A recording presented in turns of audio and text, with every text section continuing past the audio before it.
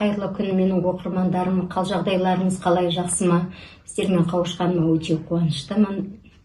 Ораза ұстап отқан жандар, оразаларыңыз қабыл болсын.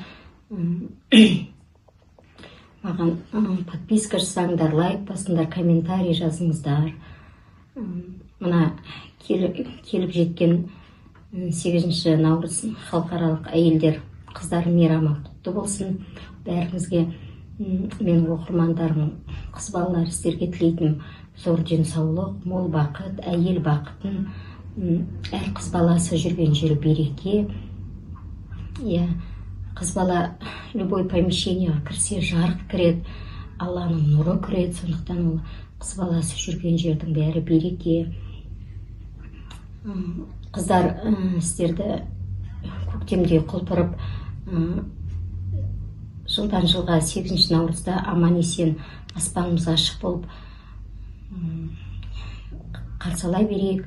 Бәрімізге тағы да зор денсаулық тілеймін. Пайғамбарымыз айтқандай, бір қыз бала туған әйелді төрге отырғызыңыздар, 2 қыз бала туған әйелді құрметтеңдер, 3 қыз бала туған әйелді төбелеріңе көтеріңдер дегендей. Сонда пайғамбарымыздың өзі қыз баланың дәрежесін жоғары екенін белгілеп отыр. Сондықтан қыз балалардың дәрежесі қай кезде де, қоғамда да, үйде де, бәрінде де жоғары. Мына тылсым әлемде де қыз балалардың алатын дәрежесі өте жоғары. Тылсым әлеммен жұмыс істеп отқаннан бері көріп отырмын. Әйел адамдардың да тылсым әлемде алатын рөлі жоғары. Сондықтан қызда бұлай нашар бала деп айтқанмен, қыздың 40 жаны болғандықтан, қызда өте қыздың да мына өмірде алатын рөлі жоғары. Сондықтан қыз баласы өмірге келсе, 2 қой сойыңыздар. Отбасыларына көп қыз көбейіп келіп жатса, ешқандай да ренжімеңіздер. Қайта Алланың мейірімі төгіп жатқанын біліңіздер. Қыздың 40 жаны бар дегендей, ол үйге Алла үйіп төгіп береке беріп жатыр деген сөз. Сондықтан қыздар, тағы да мына мейрамдарыңыз құтты болсын. Өмірде өз орындарыңызды, әлемдегі өз орындарыңызды табуыңызға мен тілекшімін. Ешқандай қыз баласы мына өмірге келгесін, бәрі қыз баласы бақытты болуға жаралған. Сондықтан ешқандай қыз бала ешқандай зардап шегіп жыламай жүруіне мен тілекшімін. Қай жерде жүрсеңдер де, ер азаматтар, сіздерге айтарым, шаруаларың жүрмей жатса да, шаруаларың жүріп жатса да, любой уақытта қыз баланы қуантуға асығыңыздар.